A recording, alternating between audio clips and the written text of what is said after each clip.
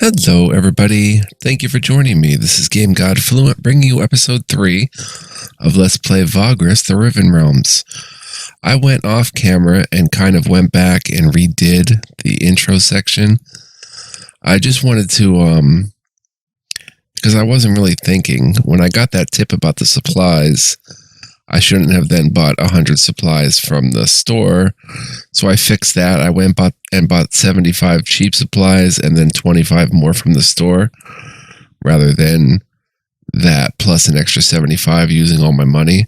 So I still got the compass and the awnings, and I can pay my people now. I did that, during the open world, we're going to live with our consequences.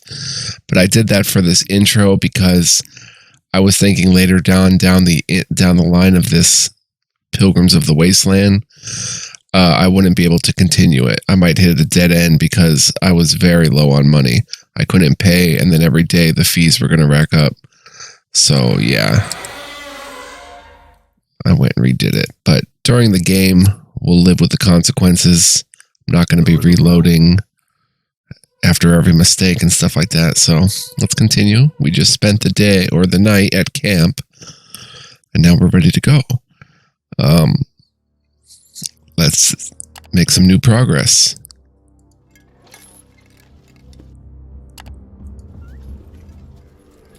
And this is not the wound. This is the molten tongue. Right. I should have known that as well. Okay, we have to camp again.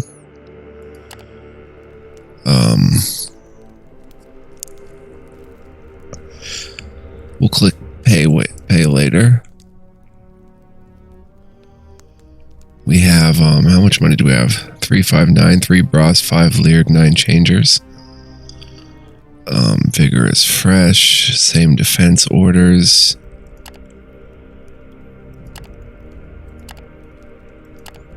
Morale is better if we post guards, right? 100% nutrition, which is sustained. Consumption 141, we have 613. Maybe I should have got those extra supplies, who knows? Maybe we should go ahead and forage a little bit.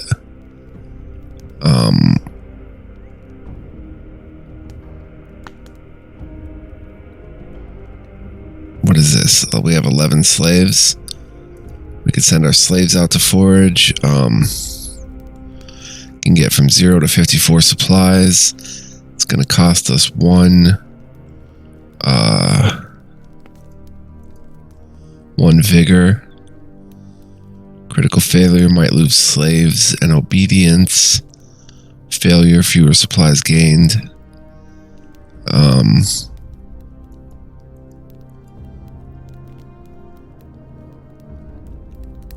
I don't understand what we're looking at here. We have a 73% chance to do poorly.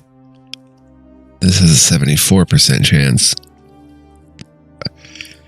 So this would be, the 8% would be critical failure, 74% would be failure, 16% would be success, 2% critical success.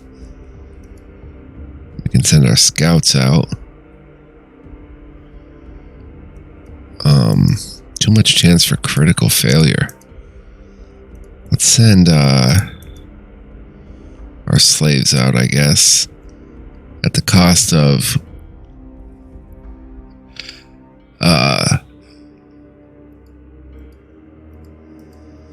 1 vigor. Vigor is fresh. Sure. What is this? Disable hunting and foraging results. Everything looks good. Let's go ahead and end the day. Foraging fail. No foragers harmed, but we got 1 supply. Wow. Okay. After a long day's march under bleak skies and harassed by hot winds, the Comitatus finally settles down in a wide ravine. After taking care of camp chores and checking on all your commies, you go to your tent and tuck in for the night. There are benefits to sleeping out in the wasteland. Silence is quite calming, tranquil even. Only the murmur of the distant fire-belching mountains, the whisper of the wind, and the occasional groans of your beasts can be heard. Except something else is making a muffled noise you do not recognize. Your eyes flick open. Something is wrong. What in Tartarus is it now? You rise to check it out. Leaving your tent and passing the sleeping beasts, you are just about to call to a guard when you stumble upon a large quadrupedal creature covered with fused bone protrusions. It is munching on supplies scattered around the ground, evidently from a torn-open sack lying nearby. The creature is a Jokra, a wasteland scavenger that hunts in packs. Before you can utter a word, the monster charges you. Jokras are the vermin of the wasteland, bad-tempered and aggressive pack hunters. They have plagued the Riven realms since the calamity. Jokras are four-legged reptiles covered by hardened yellow-brown grown-together scales that cover their backs like armor. Adult specimens are 3 to 4 feet high at maximum and are between 1.5 and 2 yards long.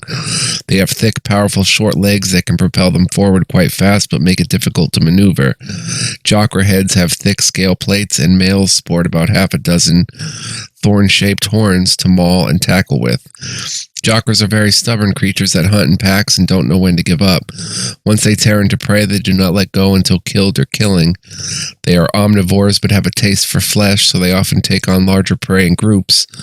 Jokras live in hot, arid places like the continent's central deserts, but are quick to adapt to other environments except very cold ones. And out of the shadows, Morwen leaps at it, tackling it aside and cutting its hide with her bone axe in a follow-up swing. You breathe out, realizing that she probably just saved your life. Javik runs up to you just as the creature backs off and lets out a long howl. There's more of these accursed things, boss. Must have sneaked past the perimeter guards. They're trying to chase them off, he blurts out.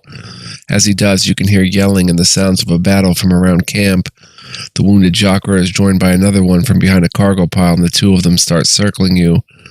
Javik steps beside Morwen as they get ready for the fight. Oh, look at this.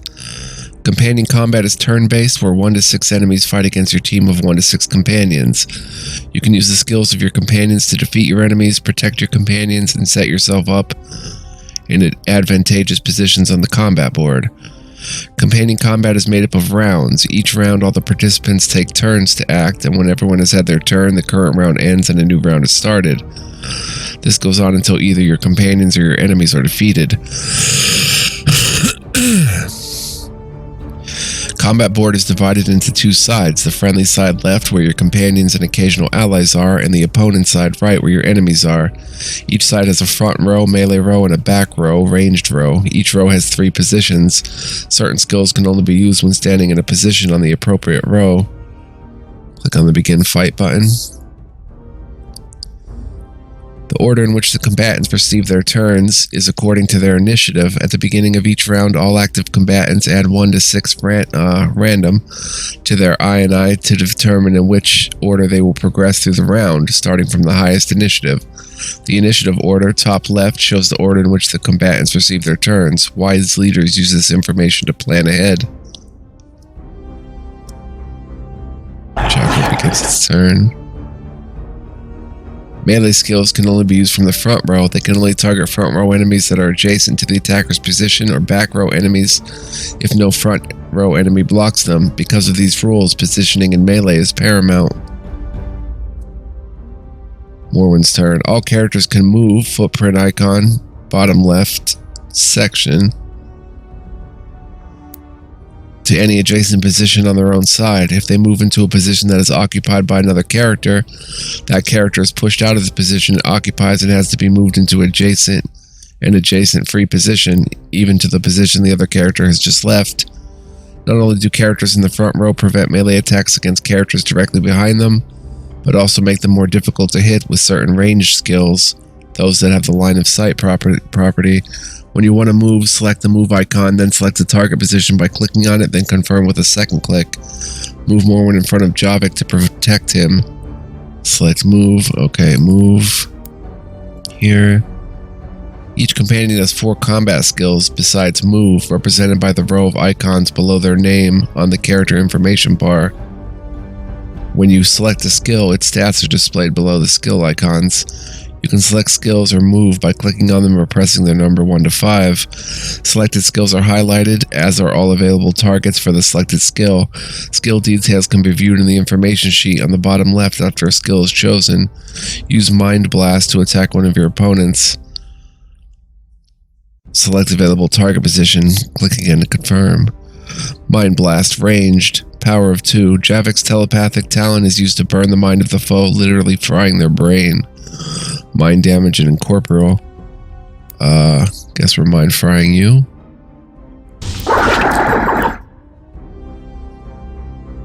Morwen skills include the option to push front row enemies back, Savage Kick, and to pull back row enemies to the front, Whiplash. Some skills are more complex, for example, including a move and an attack, Strafe.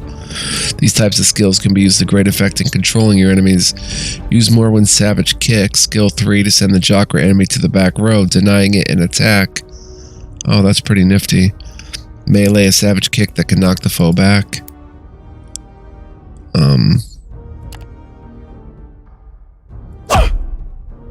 Oh, I like the animation and stuff. That's pretty cool. You can consult the combat log, the sheet at the mid-bottom, anytime to see what exactly occurred. The log is scrollable, but if you wish to see more of it, click to open it fully. It can be closed by clicking it again. The character sheet can be opened by clicking its icon, 3 lines at the portrait. You can see all the combat relevant stats of the active companion there and consult the tooltips to learn more. The forfeit button, bent arrow icon. Forfeit. Oh. Allows you to pass your current turn, defeat your enemies, hold space. Now let's check out the character sheet. Wow. There's a lot going on here. Resistances, no companions. Skills. Okay, over here. Let's go through this stuff. I don't know what this slot is. It looks like that's all we can equip them with is like these 2 slots. Vitality is how much damage the character can sustain. When depleted, companions are downed, but most enemies are defeated right away. Armor is deducted from damage when the combatant is hit. Some attacks ignore a part or all of armor. Evade, 18%. It's a defense mode that allows the defender to avoid damage and effects from an attack entirely. Certain attacks ignore a part or all of evade. A successful evade moves the defender to a random adjacent position. Power is used by certain skills. These skills can only be used if the character has enough power to pay for its activation. Initiative, we know what that does. Accuracy is the chance for the skill to successfully hit the target. Defenses are rolled after hitting the target. Down vitality. When a companion is downed, they receive their down vitality. If down vitality is depleted, the companion is defeated and out of action. Number of vitality the character regains each round is regeneration. Block is a defense mode that provides the defender with additional armor against the current attack. Certain attacks ignore a part or all of block. Power regen. Action is the number of times a combatant takes their turn in a round. Subsequent turns are taken after all first turns are taken by every combatant. Upkeep. How many coins the companion must be paid daily. 20% magic resistance, poison, 8% cold, 45% mind, 5% electric, bleed, and impediment. He's strong-minded too, the measure of the character's willpower and determination, used in events, relative test chances, requirements, and in companion progression for certain skills. He's a healer, +5 healing base chance. You can heal injuries, wounds, and diseases. Survival, +1 foraging base chance. You know every trick to stay alive in the wilderness. Chief Handler, +1 max march, -15% consumption of beast and burden and mount, -25% mount and beast workforce need, +5 flee, +10 lure away, opens up an animal's equipment slot, -10% consumption of outrider, -20% outrider workforce need. A beastmaster and trainer responsible for all the animals of the Comitatus. Charismatic, the character's innate ability to inspire devotion and earn trust, used in events, relevant test chances, requirements, and in companion progression for certain skills. And savvy, +2, negotiate.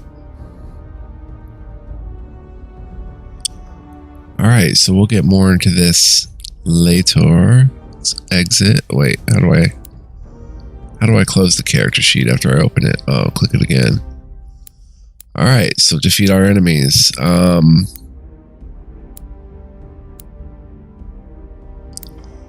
Let's see, we've got Premonition, friendly range. The mind's eye can see the future ever so briefly, allowing to anticipate the foe's next move. +4 initiative for 3 rounds, +5 evade, 5 block, and 5 accuracy. Move. Hypnosis. Javik overcomes the mind of the foe briefly, moving them as he pleases. Control. We don't have to move them. Let's just mind blast. You.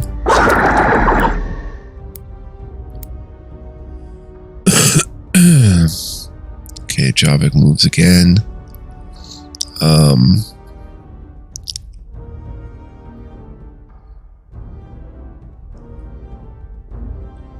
Let's go ahead and do hypnosis on you. Move you back. Morrowind, devastating blow. The bone axe crashes down in an overhead swing. Strafe, displaying great agility. The mercenary sidesteps, swinging your axe and sideways to sweep 2 foes. A savage kick that can knock the foe back. Whiplash, a whip strike that attempts to pull the foe forward, exposing them for subsequent attacks. Go ahead and check out these attacks more. I'm interested in Strafe. Damage 2 to 4, 80% accuracy, 5% crit, 1 power, and it attacks 2. With a move and an attack. Let's try Strafe.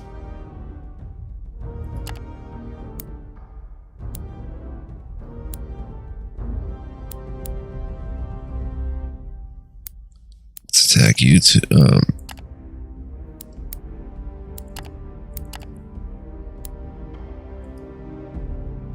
Wait, how do I do Strafe?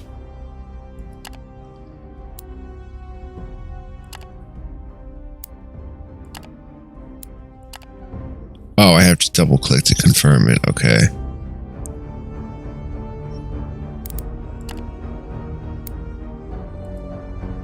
Wait, Strafe. These 2. Confirm. There we go. Oh, dang. Did not kill the one. It only did 1 damage. Oof. Well, this one only has 1 vit left, so let's Strafe.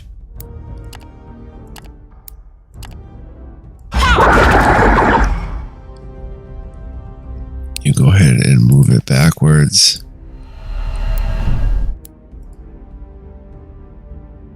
Round 5, Morrowind.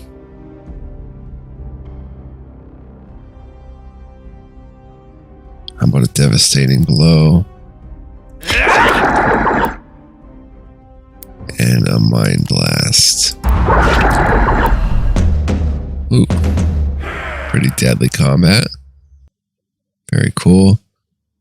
The 2 Jokra lie dead at your feet. Morrowind wipes the foul-smelling blood from her axe blade as a guard arrives to talk to her. You okay, boss? Javik pats you on the shoulder. You nod, turning to Morrowind as she approaches you. All hostiles taken care of, she says.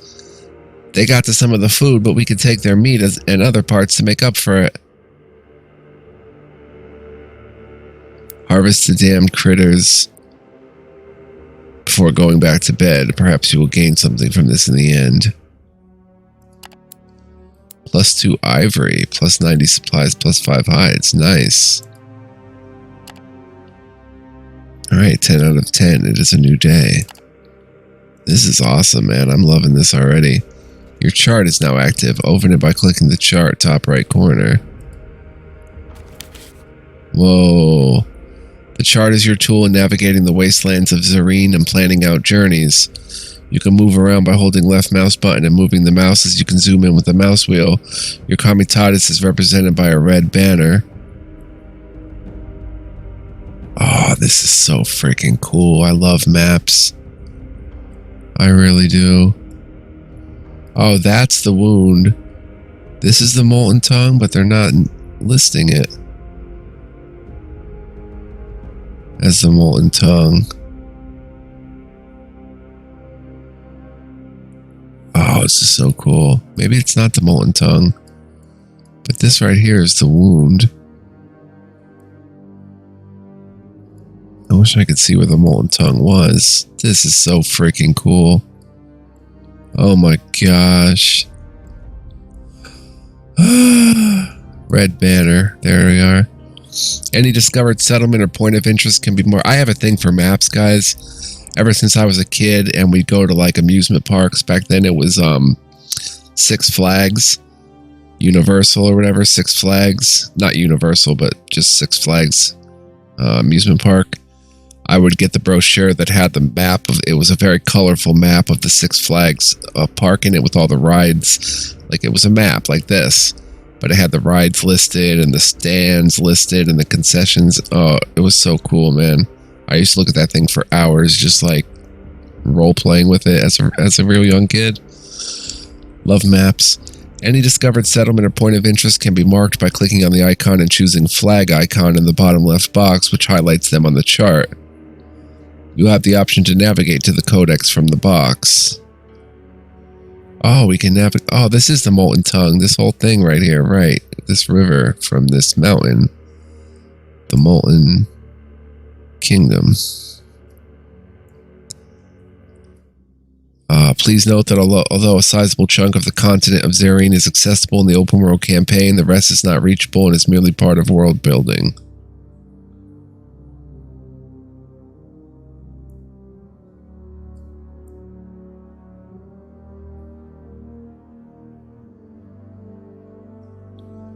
Oh, so this is not the whole thing, just a chunk of it.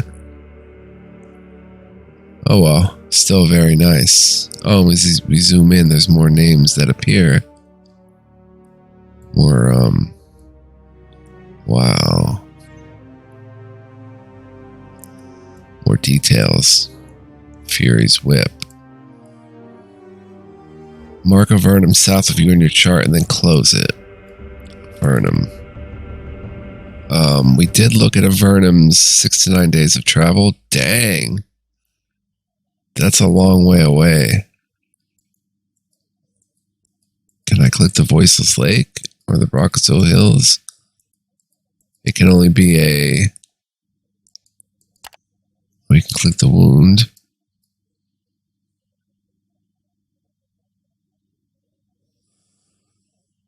Quathos. Doom Kazvar.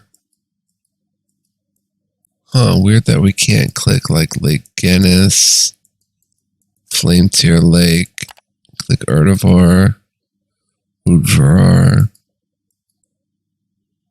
Broxaxel Hills. Let's learn more about Avernum again. Surrounded by stone and bone wall with watchtowers standing every 200 yards. The bones were carried to the site from the plains of bone in the south at great expense and are often carved with elaborate decorations.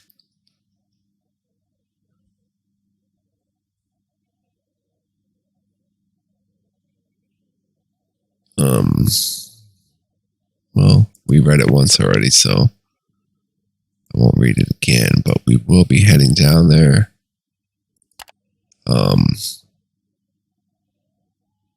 Marked locations remain visible. Let's make a map. Now we can close this. How do we close it from here? Custom notes, cool.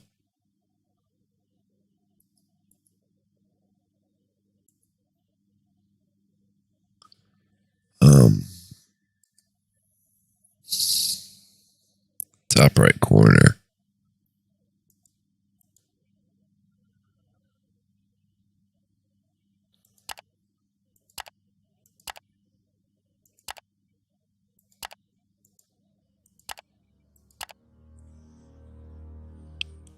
don't see a way to close it from the top right corner. Oh. Huh. I still don't see a way to close it from the top right corner. On your chart, then close the top right corner escape.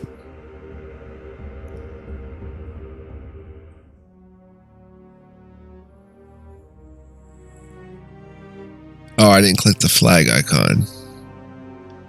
That's probably why it's not there. Flag. Got it. We flagged a Vernum. A wandering old man.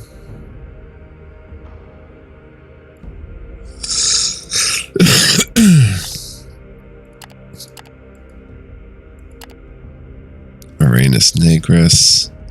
The Voiceless Lake down to a Vernum. Now we can close it out. Alright, we don't have to camp yet.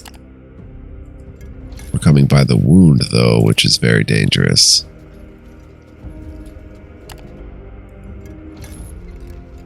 Forced March allows you to move further than your maximum movement points in a given day. Forced March movement uses marching MPs, indicated next to your MPs on the top left. 4 out of 4, I think. Represent how far you can push your Comitatus and their MPs run out on a given day.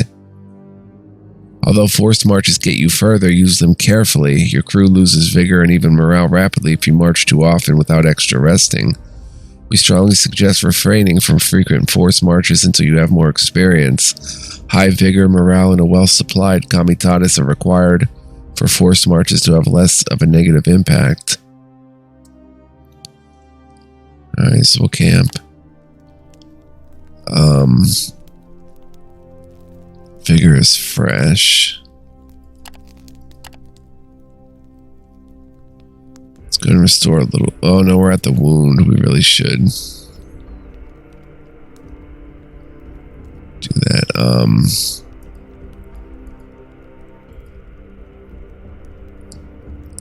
How's our supplies looking? Consumption 87. Could I cut it down to 50%? Morale goes to steady and compliant. But we only spend 44 supplies.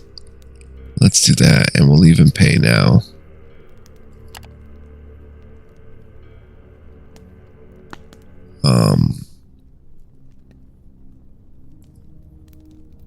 Between 0 and 58.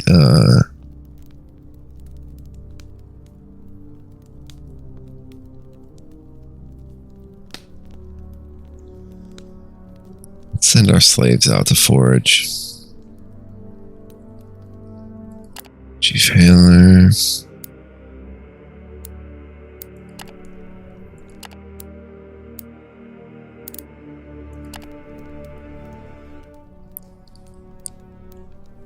Wait, they heal. Again, I see their character sheets.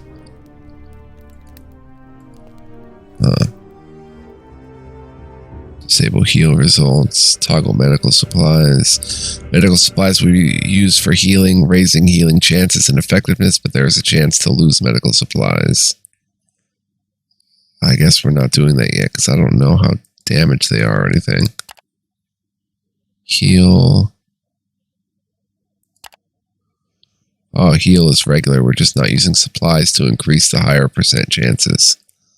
Send the slaves out. Looks good. Let's end the day. Wow, we found 6 in a fail. No foragers harm. More win 1 vitality. Oh, we might want to actually use medical supplies, huh? Let's go down here.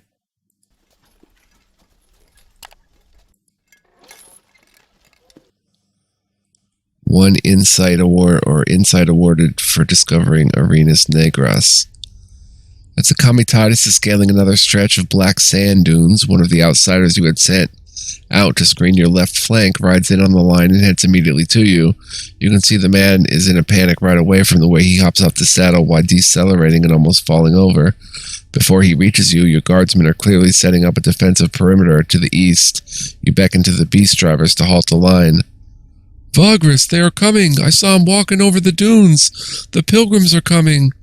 A murmur of terror washes over the Comitatus. Clearly your scout was referring to the last pilgrimage.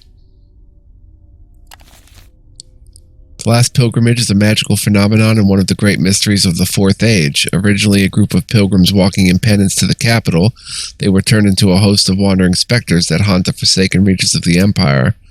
Nobody knows what the undead pilgrims look like, as no one has lived to tell the tale of a close encounter. People who have seen them from afar and survived saw pale, eerie, white-yellow light that surrounded a large group of walking dead. The spectral wanderers seem to be constantly followed by tempestuous winds that usually create a sand or dust storm around the pilgrimage.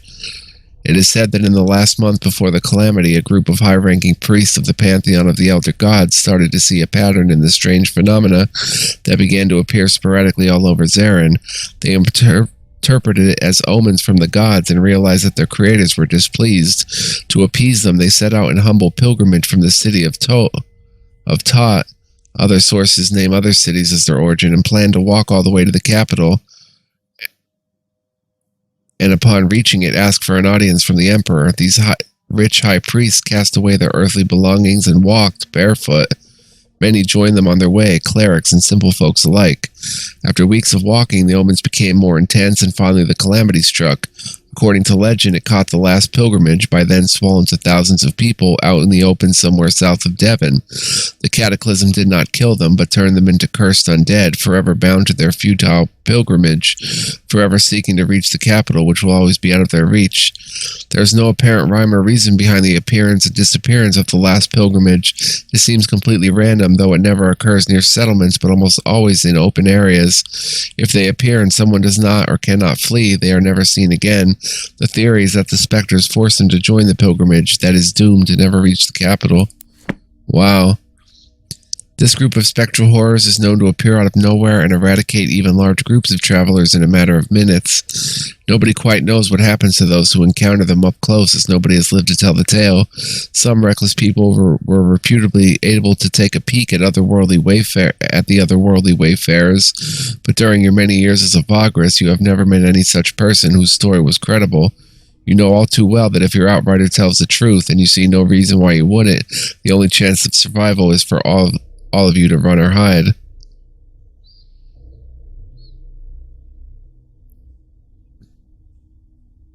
I'm going to make a run for it, because I think they'll find us in a hiding place. You turn the whole Comitatus around and make haste westwards at the right angle to use the espied direction in which the pilgrims are reportedly moving. After an hour of hauling ass, you make the line stop. Scouting parties you have sent out saw no sign of the spectral menace. So you turn back and realign with the original direction you were traveling, headed south-southwest. You lost a lot of time today, but at least now you can say that you have come fairly close to the last pilgrimage and lived to tell the tale. Carry on with your journey. -4 movement. Oh, we have to camp here? Well, I guess it's okay. Camp. Morale is steady. Vigor is fresh. We do have to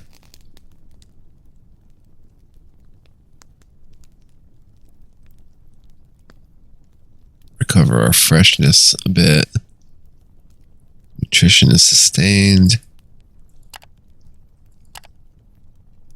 Group is submissive. Discipline one or more of your slaves. To gain obedience, note that disciplining your slaves has a diminishing return and may have the opposite effect on obedience. Cost no MP if you're already camping. Liberate one or more of your slaves to gain obedience. Liberated slaves become workers. Know that the obedience gain has a diminishing return. Steady. We could pay them 2 times to boost morale. Morale's okay. Fresh, sustained, submissive. 100% failure for any kind of gathering supplies. Let's go ahead and use medical supplies. It won't let me see their character sheets. Let's end the day. Javik healed from hurt.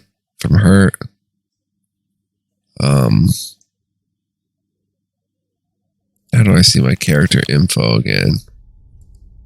Won't let me open companions yet. Alright, let's continue. This is fun.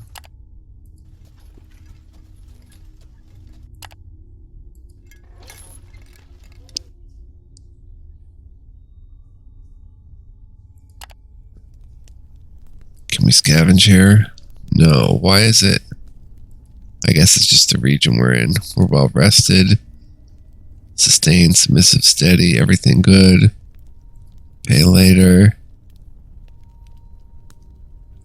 I don't know how much they have to heal.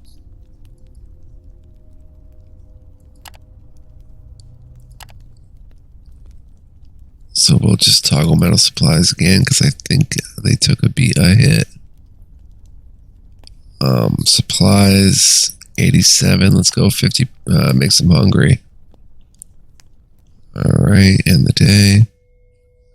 Healing, nice. Javik +1, Vitality, Moron +2, 1 medical supply used.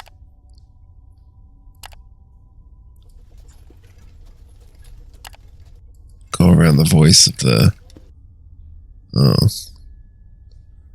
Voiceless Lake. The Comitatus climbs the last black dune and comes to a halt on your mark.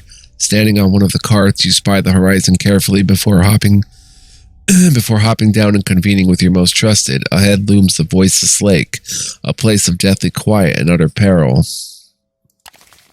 A feared place devoid of all life, the Voiceless Lake is one of the many active formations created by the proximity and lava flow of the Molten Tongue. The danger represented by the lake is more subtle than that of the other lava lakes, since the lava cools down fairly quickly as it comes near the desert of the Black Sands. The molten rock goes under the actual lake that has a mirror-like, steaming, watery surface. Just below boiling point, the lake is a quiet place with black sand, dark rocks, and a permanent fog of steam. The close proximity of the lake is deadly, however, as quite unexpectedly the ground can give way, and one can fall into boiling hot water or pockets of lava. Other times the scorching steam can suddenly break through the earth and melt the flesh of unwary travelers. Dang. The lava flow of this particular tendril of the Molten Tongue cools down here below a tough shell of dark rock covered by steaming water. Yet the shell is not solid enough in places. It can crack in the blink of an eye and open under one's foot, leading to a sudden scalding death. There are ways to guess where it is safe to cross, but it has to be done slowly and attentively. Your scouts know their way around here, but because the lava changes constantly beneath the shell, they have to rely on finding a new way through each time. The lake is voiceless because everyone has to keep completely quiet. That way one might hear the shifting lava and the cracking shell just in time to avoid disaster. Your lieutenants agree that crossing over to the far side of the shell is still better than going around and into Aranus Negris, however. Called the Desert of Black Sands, Aranus Negris is in the Imperial tongue. This place is a vast empty desert where the fine sand is completely black. People who enter the desert and stay for more than a few hours usually inexplicably disappear. In the center of the desert is a terrible place, the source of all evil in the region, Arx Mortis. Whatever happened to this place, today only sand dunes and some dark rocks remain. Even if someone digs deeper under the surface, the black sand does not change, as if it went on forever. Generally, stones and rocks are quite rare in Aranus Negris, but there are some ridges and cliffs here and there. Nothing lives here. The silence that pervades the place is deafening. The weather ranges from cold to cool, and the sun is never seen, hiding behind a permanently gloomy, overcast sky. Yet there's no rain here ever, and only a constant, chill, dry breeze can be felt. The gloom stays at night and there are no stars. A strange bluish-white, sickly glow can be seen on the horizon, where the dread silhouette of Arx Mortis, the city of the dead, can be seen, even at places that are not close to it physically. Called the city of the dead these days, Arx Mortis used to be Calderum, capital of the Sanvarati province. Known as the City of Light, Calderum was made into its most horrible caricature by the calamity. These days it is a dead city filled with eerie moaning and groans, cast in perpetual twilight, and beset by bone-chilling cold and a pale, cold light coming from faded rocks that are almost all that remain from its beautiful buildings and walls. The curse affected the surroundings of the city as well, and thus the desert of black sands were born, bereft of life and joy and light forever.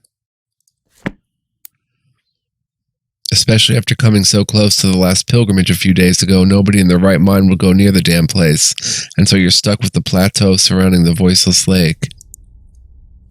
Oh, and you can click it and look at the whole picture. That's cool.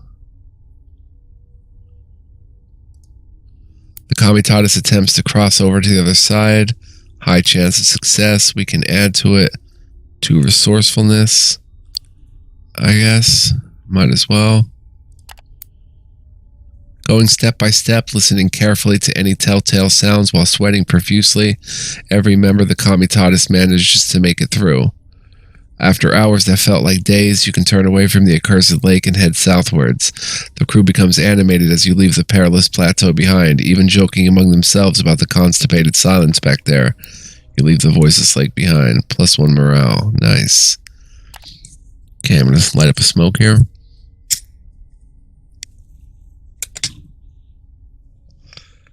This is interesting, man. I've never played anything quite like this.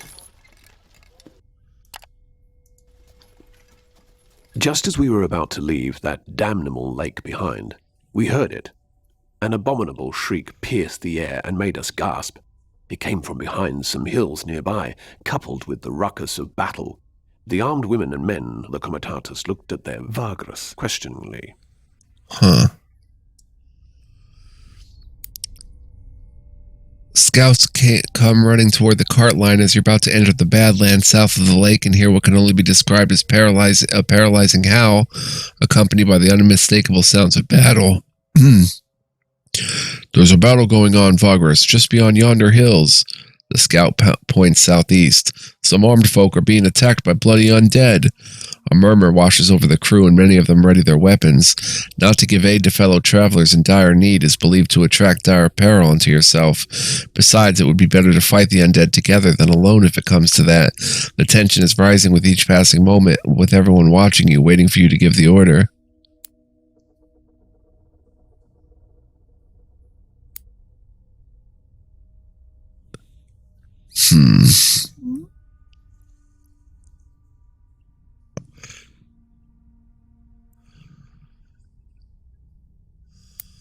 I would probably rush in and attack the undead as fast as possible. With weapon drawn and shouting to give the men over the hills some hope, you run ahead following closely by your fighting crew. You might get there in time to save these people. Your commies are up for a fight. +1 morale. You clamber over the next few hills and look down upon the site of a brutal melee. Bodies are strewn across the field, most of them mutilated undead, but some are mangled and burnt humans in dark clothes. Another such man, a robed priest with a shaven head, falls to the ground after flying half a dozen yards, following a bone-crunching hit from a looming white giant. The creature looks like being made up of several bodies, fused by some combination of natural disaster and twisted magic. The rest of the shamblers look like they are smoldering.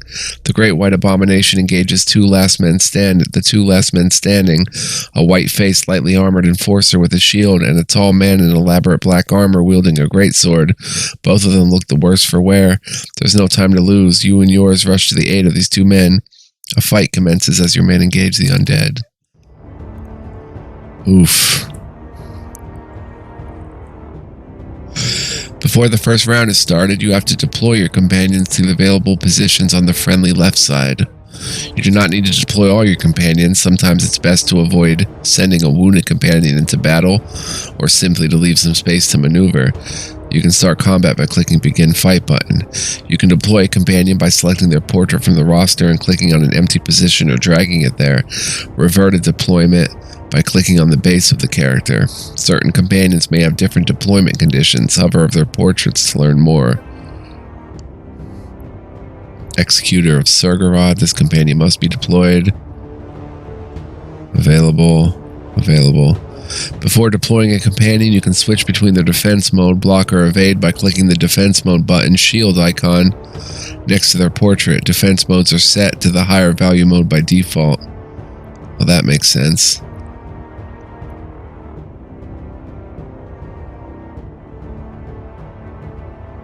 You can use the top right section of the deployment window to save 3 deployment templates. Use save after selecting a template number that you can use later by selecting a template number.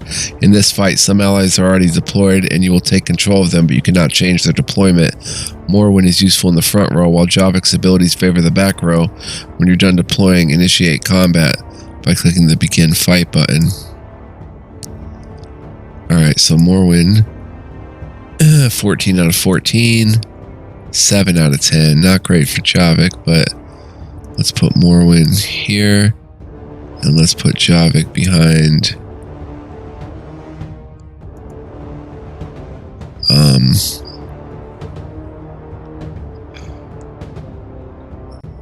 Should we put him in the middle?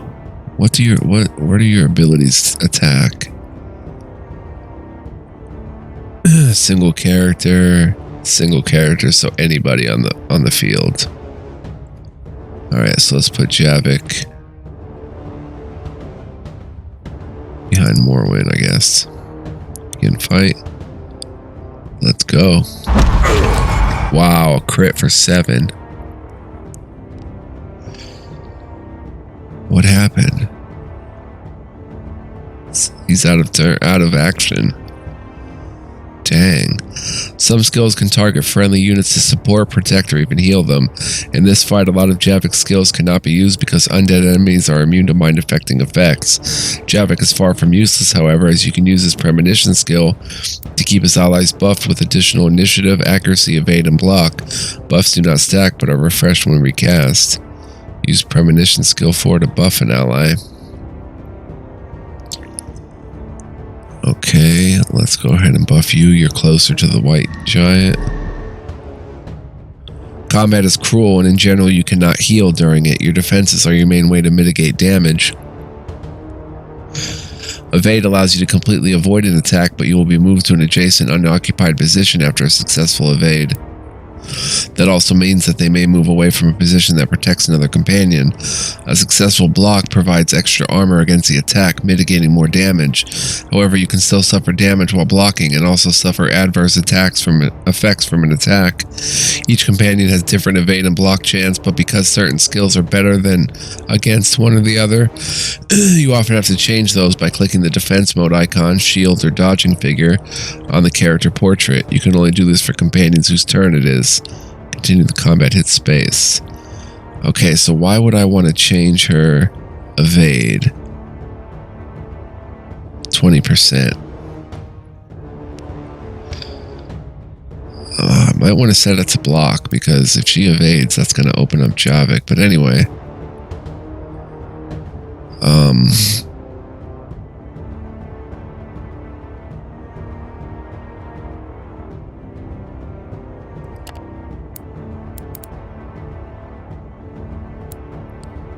Okay, now I want to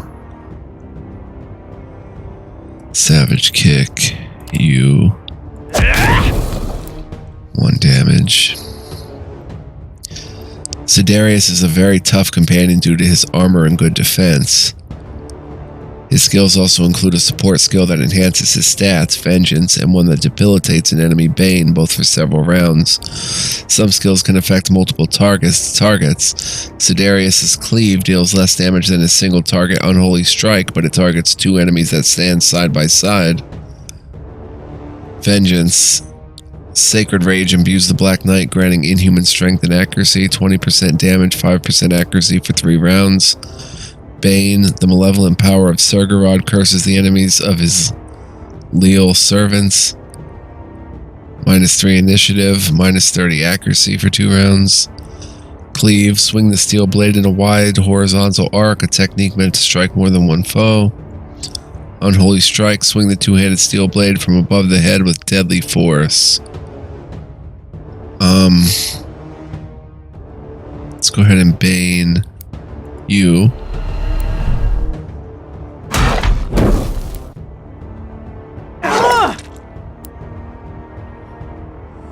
You, the Vagrus, may not take part directly in companion combat, but that does not mean you have no means to influence it. Many of your leadership perks allows you to use resourcefulness in various ways in combat. Whichever you have unlocked can be found on the leader medallion in the form of the buttons along with the menu button 3 lines icon. Consult our tooltips to learn what to use them for.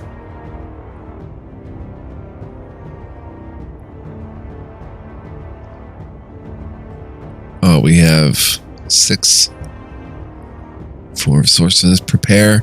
Boost the initiative of a companion for the current round. The companion moves ahead in the initiative order instantly. Max 1 per round. 2 resourcefulness.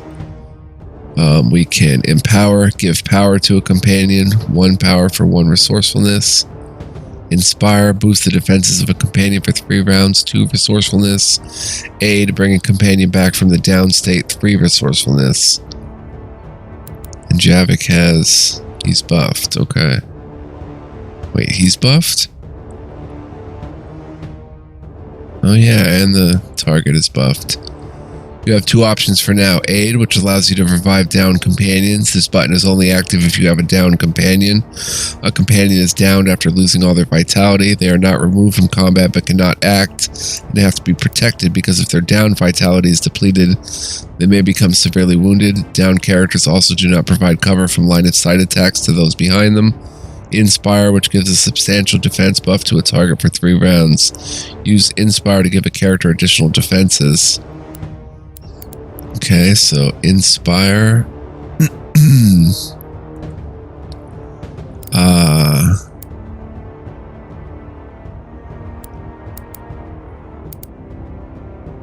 Let's give that to you. Alright. It's Javik's turn. Mind Blast. You can't fry an undead's brain, right? So let's go Premonition on you. Morrowind. Over time, 1 fire damage and a bunch of buffs. Let's maybe strafe. And here. 3 and 1. Sidaris, maybe go ahead and cleave.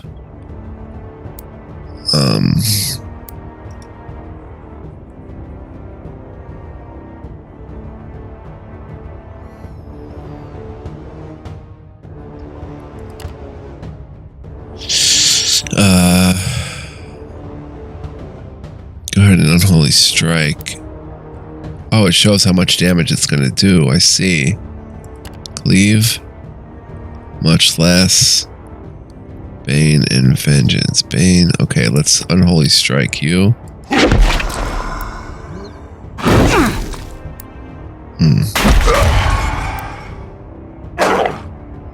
Fade. You faded to a new spot. Okay. Receding Swing. Javik slices at a foe with his curved blade, if only to be able to move away from the melee. Alright, let's do that. Oh, he can't. He's gonna have to just move. And she can go ahead and strafe again.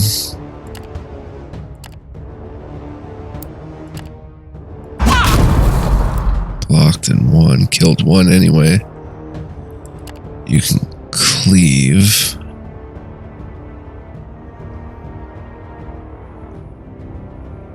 Yeah, go ahead and cleave. Missed 1. Dang.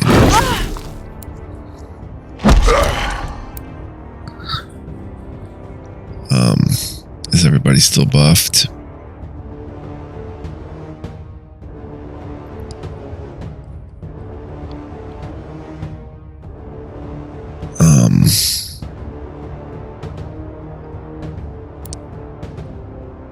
Let's go ahead and inspire you.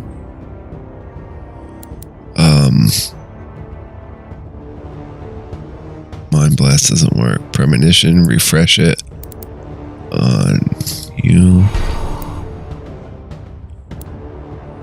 go ahead and devastating blow. 1. Dang. You go ahead and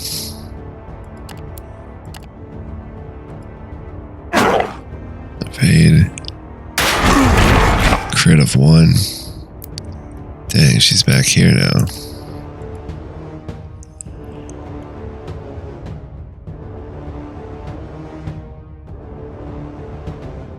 And that does nothing, right? Does nothing. Premonition on you. Go ahead and... Oh, he's got so much health left. Kill that one. Missed. Alright. Refresh the buff. We're on you. You go ahead and move.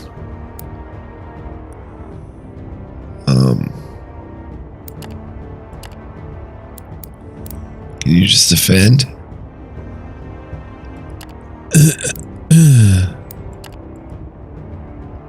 That works. Devastating blow. Is he still debuffed?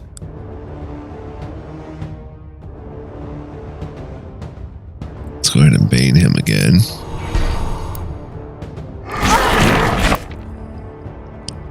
Okay, now we can start unleashing on him a bit.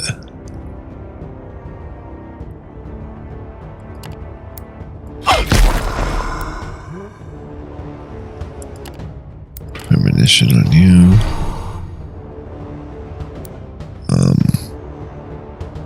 Unholy strike on you. 4. Miss and block. Nice. Unholy strike. Premonition on you, I guess. Devastating blow. Oh, that hurt. Premonition on you. Do we have any more resourcefulness? No. Devastating blow. Or whatever that was. Unholy strike. Devastating blow. Miss and evade. Nice. Mormon's got to move here. Devastating or unholy strike. Got him. Wow. That was wicked. It is over. The undead finally stopped moving, their bodies lying mutilated all around the hills. The large abomination was hacked to pieces and is now a jumbled pile of ash and petrified bones. Some of your crew also got torn up. There are several wounded and 1 dead. The man in the black armor is the only one of his company who survived the battle. He is sitting on a rock nearby, covered in ash and hacking at the abomination, drinking ponderously from a water skin while he's observing the battlefield. His grim gaze wanders from one slain companion to the other, as if wanting to make sure that all of them are dead. At length, his piercing gaze finds you and a chill runs down your spine. There's no doubt in your mind that the man and you need to talk. You walk over to the black armored man and address him. You walk up to the man and -1 fighter. You walk up to the man and offer him your hand. He looks you up and down in a fashion that suggests mild contempt. His great sword, forged of steel, lies across his lap. He does not take your hand. You seem to be the leader of this. The man is looking for the word as he eyes the comitatus. Company of travelers, what is your business here? The bluntness of the question, coupled with the man's evident hostility and ungratefulness, leaves you speechless. Perhaps it is for the best. You notice that the man is bearing the symbol of Surgarod, which should make you cautious. Surgarod is the god of vengeance, anger, malevolence, and curses. A member of the Triumvirate, he is one of the 3 gods of the Empire's official religion. He's regarded as the war god of the new pantheon, but in truth he's much more than that. His church is tasked with upholding the law in cities, hunting down criminals, and delivering justice. That gives the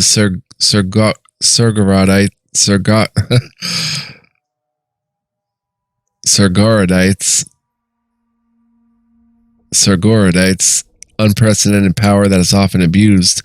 Most people who serve in wars who come into contact with justice call upon the god of vengeance, and of course everyone who has a grudge, too. According to legend, Surgorod found the 12 just after the calamity and offered them his help in taking revenge on whoever caused the downfall of Imperial society. They accepted, even though the elder gods who caused the cataclysm had disappeared from this reality. It is the Raging One whose church fuels the war effort against its green continent in the north, and the constant investigations into potential internal threats. Also called the Master of Curses, Surgorod provides magical abilities to his most devoted followers, who can afflict others with debilitating curses and draw might from their own wrath. It is also known that priests of Surgorod can detect lies, which is one of the chief reasons his inquisitors are dreaded so much. Surgorod is often depicted as a huge, bald, raging man with colossal muscles carrying a brutal mace or sometimes a two-headed axe. He almost always wears armor, often cast in real iron upon the statues, riddled with barbs, blades, and spikes, which are also carried over into the decorations of his temple buildings. His priests shave their heads and paint it white, with a black line running vertically across each eye, representing the all-seeing eye of the Raging One. Surgorod is closely tied to two of the Fulcimus Imperium, the Knights of the Black Sun and the Otter Manus. His influence on the knightly order is especially strong. Some say that it has become his own elite military, instead of the original shared religious order between him and Ashkul.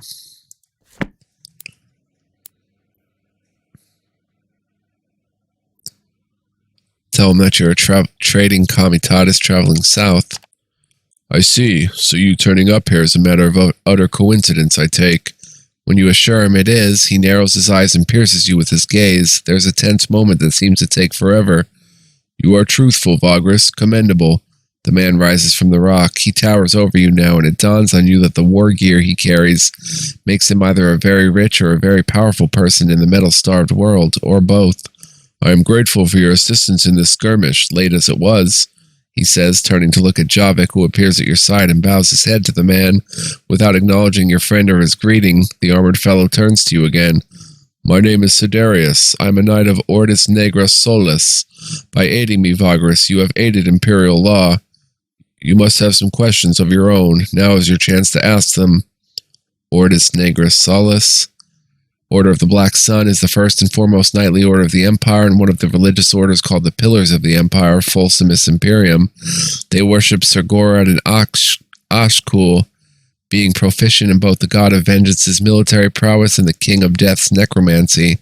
The knights are picked from the best soldiers, nobles, and warriors of the realms to serve without question, and they undergo rigorous training and mystical initiations. These deadly dark knights serve by guarding aristocrats, aiding military exploits, and hunting down the enemies of the Empire, foreign or domestic. Due to the Order's official status as inquisitors, investigators, and executioners, they can go as they please and interrogate who they wish, a power that most of them gladly abuse for the good of the Empire. The knights are also very rich, which is mirrored in their gear forged from black metal. Let's not make him wait. Sidarius stands before you, head cocked to the side, his blade resting on his shoulder, awaiting your questions. Ask him what he was doing here. I and my companions came here in search of enemies of the Empire, to smoke them out of their hideout here in the wilds. It was supposed to be the last glorious battle, concluding a long investigation that took months. As you can see, it went down quite differently. It is now my assumption that we've been betrayed and a trap was set for us. The traitors we were supposed to apprehend lured us here along with these undead and hoped to see us all slaughtered. Surgorod, however, in his endless salience, saw fit to grant me an opportunity for retribution. Rejoice, Vagrus. You have been an instrument of the divine, sent here by Surgorod himself to aid me in my quest for vengeance. Was there anything else you wanted? Oh, ask him about the fight. My company was drawn here with the false promise of finding the hideout of enemies of the Empire. Instead, a large group of undead surrounded us, most likely drawn here by some vile trickery, and we had to fight for our lives. You arrived towards the end of a drawn-out battle and saw my last companions fall. We fought with Sir Gorad's rage and with the Emperor in our hearts, but there were just too many of the shamblers. Looking around, you now realize how savage the confrontation must have been. Dozens and dozens of undead lie all around the field, and only a half dozen of Sidarius's dead companions. Ask him about his companions. My companions lie dead. There is nothing else you need to know, save only that they were all dedicated servants of the Empire who did not flinch in the face of the ultimate adversity. They were all either members of the Church of Sir Gorad or my order. I led them here in hopes of hunting down traitors, but they were betrayed in turn. I will not rest until I avenge such treachery. He grits his teeth so hard, you are afraid they would crack. There is an unholy light in his eyes for a few brief moments. By the grace of the Triumvirate, I now have the opportunity to do so.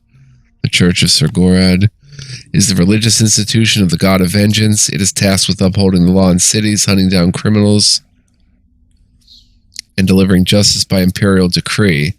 This gives the Sir Goradites unprecedented power that is often abused, in theory, to aid the Empire.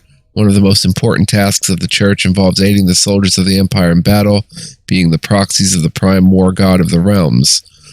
The high priests of the Church wield great political and magical power, often holding seats of the Senate.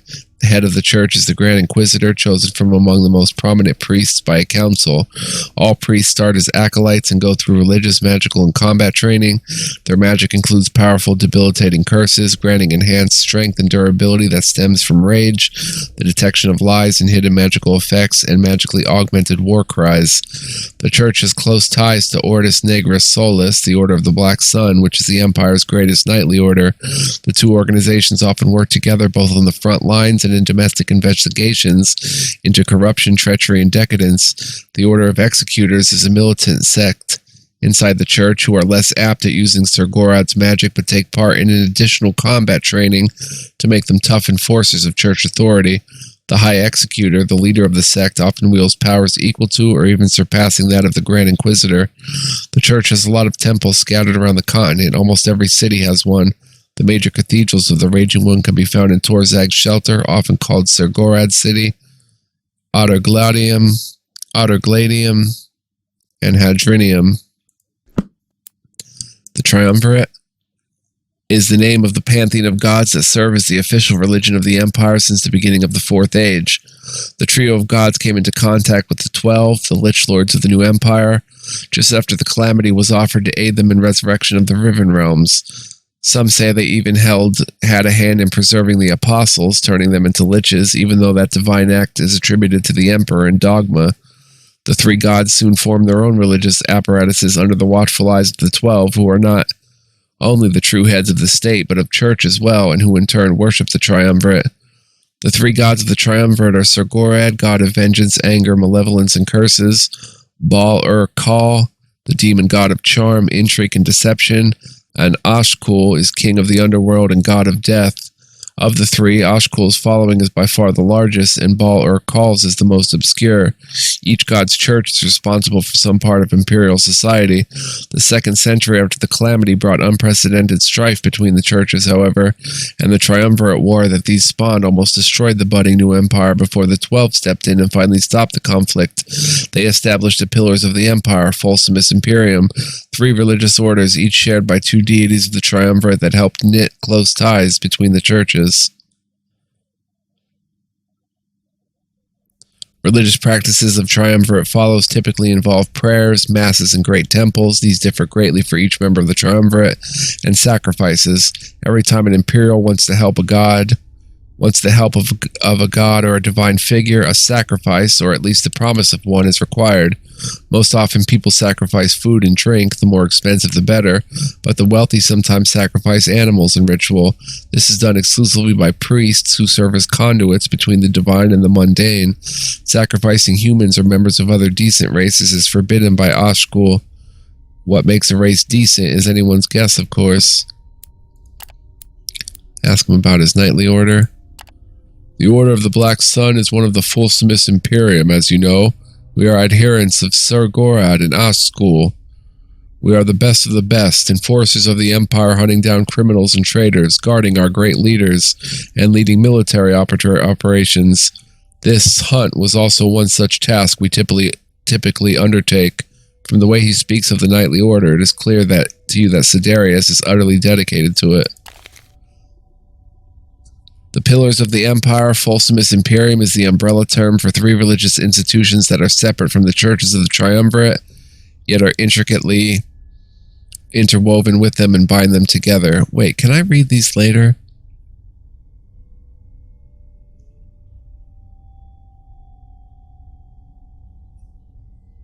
Oh, we're already reading this one. Their founding in the 2nd century following the Calamity was the result of a terrible war between the churches that almost toppled the new empire still in its crib.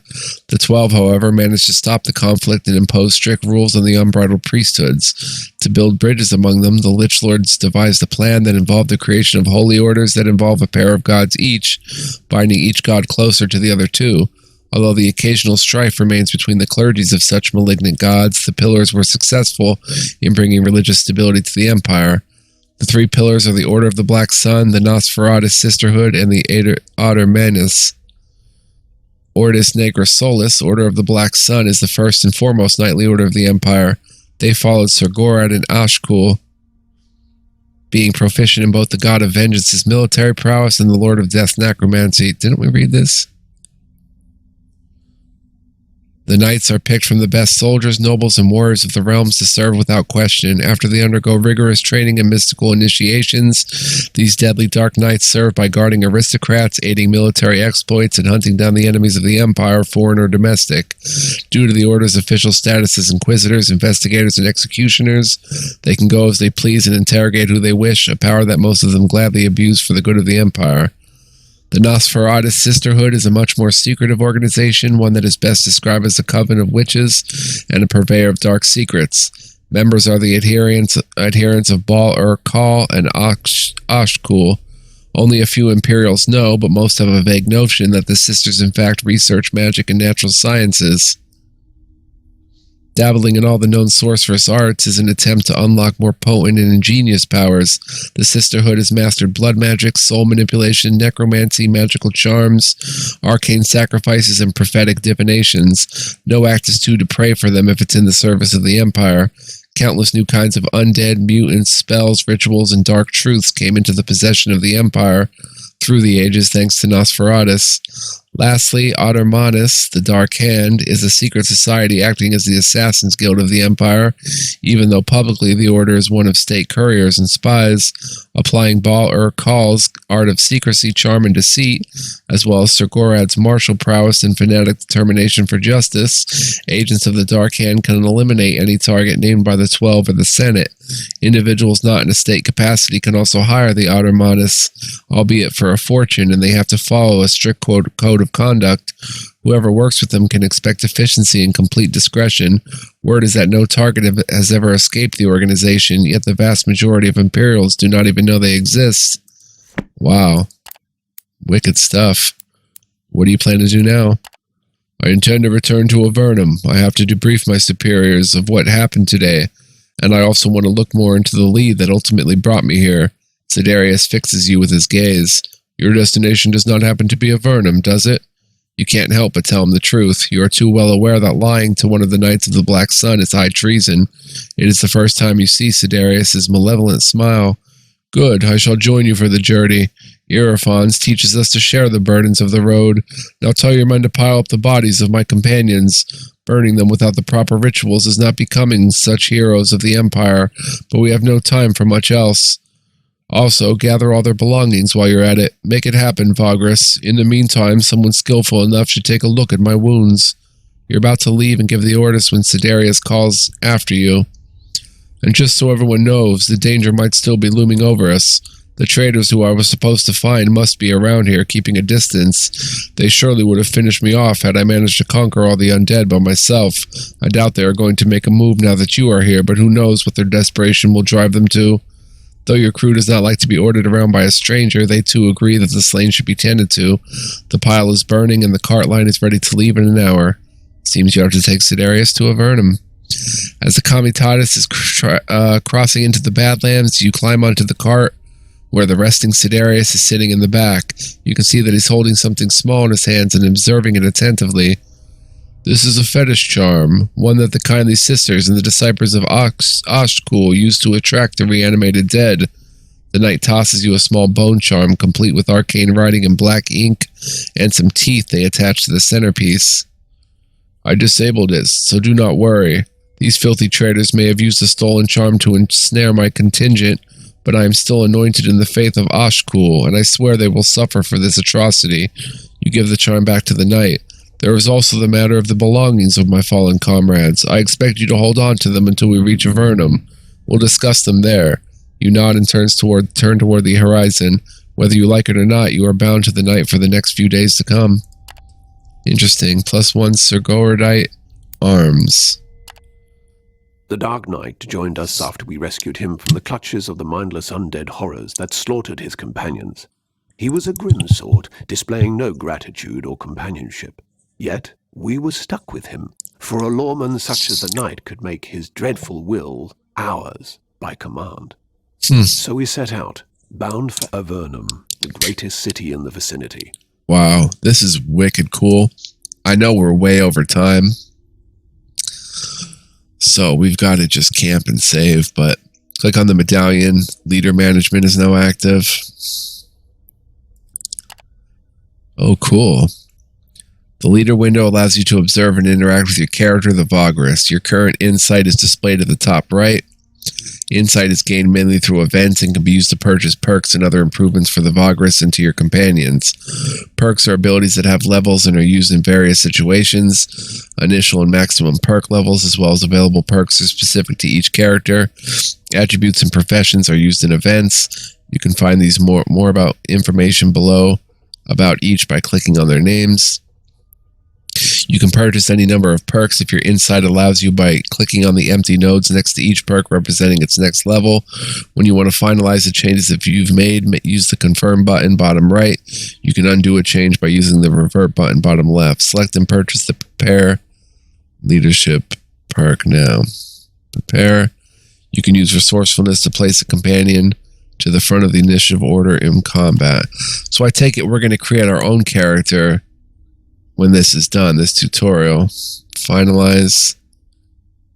Leadership perks are perks specific to the Vagrus. Each of them lets you use resourcefulness to boost your action in a certain way when unlocked. Consult with their description to learn more. Resourcefulness allows you to boost various actions. It replenishes each day. Its maximum can be raised by spending insight on it. Click the plus button. What you can spend resourcefulness on depends on your unlocked leadership perks. Authority is the maximum number of deputies you can have at any given time. Higher authority also makes your companions less likely to abandon you in the open world campaign. You need no additional authority in Pilgrims of the Wasteland. Click on the helmet icon of the leader medallion to navigate to the companion's pane. The helmet? Oh. The companion's pane allows you to view and manage your companions, characters that can join you in your travels and serve you in varied ways. This pane is accessible from a number of other windows, including the leader and camp windows. Their stats are displayed on the top left. Consult the tooltip for each to learn more, while their combat skills are on the bottom left. Both the current and the next level of each combat skill is displayed. Click on the node icon to change the display. This? Oh, okay, yeah. The scroll icon at the bottom of the companion's image can be clicked to reveal their backstories. Click the icon again to revert to the image.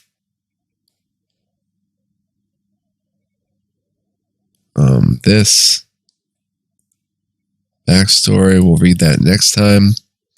Click the arrow next to the companion name to display Morwen's character sheet.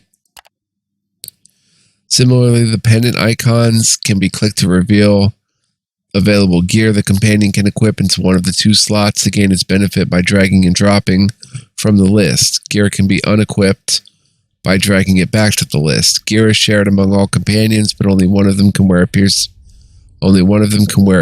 of gear at any given time. No companion can wear two of the same piece of gear. You can equip Morwen with the Luck Talisman gear. Drag and drop it into an empty gear slot. +3 accuracy, +3 evade. Nice. A small talisman to bring you luck. A lot of people carry one, but do they believe in it? then click the laurels at the top of her image.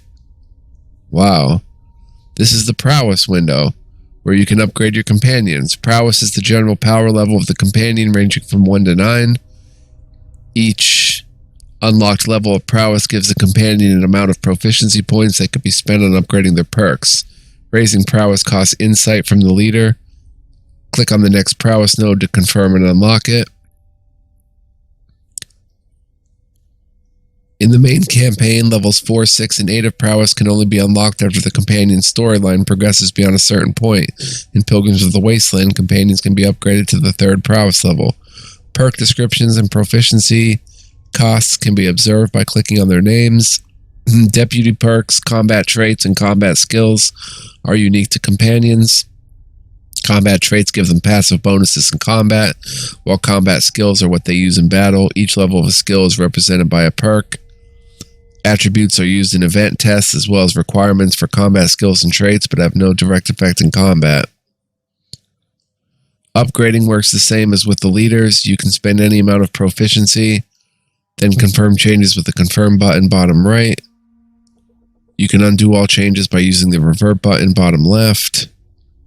Be very careful what you spend proficiency on. Once purchased, perks cannot be changed. Upgrade Morwen's prowess.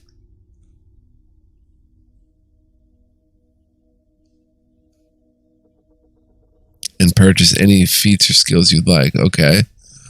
Prowess indicates how powerful and experienced the companion is. Each time their prowess is raised, they gain proficiency points you can spend on improving them. Costs 4 insight, grants 12 proficiency. Well, where's our insight to see? Oh, we have 6 insight. Okay, I see. Okay. And purchase any perks or skills you'd like. Tough. The measure of the character's stamina and constitution. Used in events.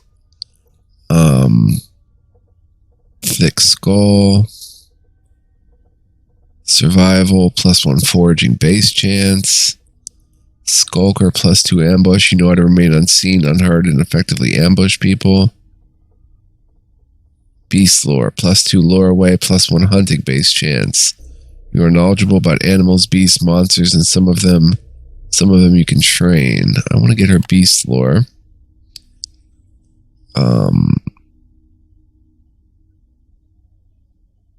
Mighty. The measure of the character's physical strength. Costs 2 proficiency. Let's make her mighty. Measure of the character's intellect. +2 negotiate. Let's make her savvy. Strong-minded.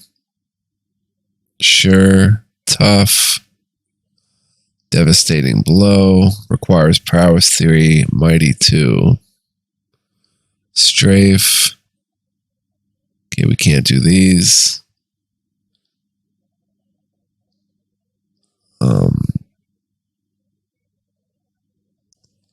Let's go another point of tough. Character stamina and constitution. And I guess we save those proficiency points for later. Save 3 proficiency points. There we go. X to the top right corner. Alrighty, we're going to camp. Get this done quickly because I know we're probably playing 2 hours by now. Nutrition is sustained, submissive, keen, fresh.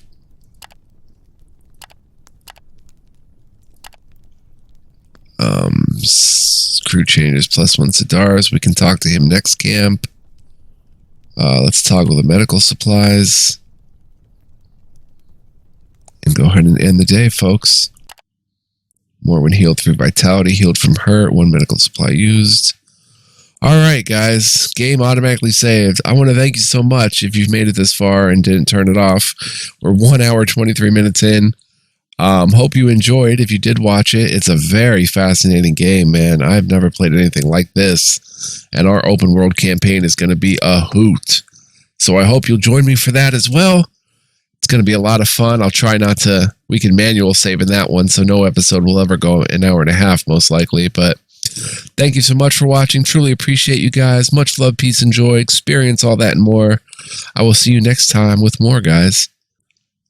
Stay tuned. Bye-bye.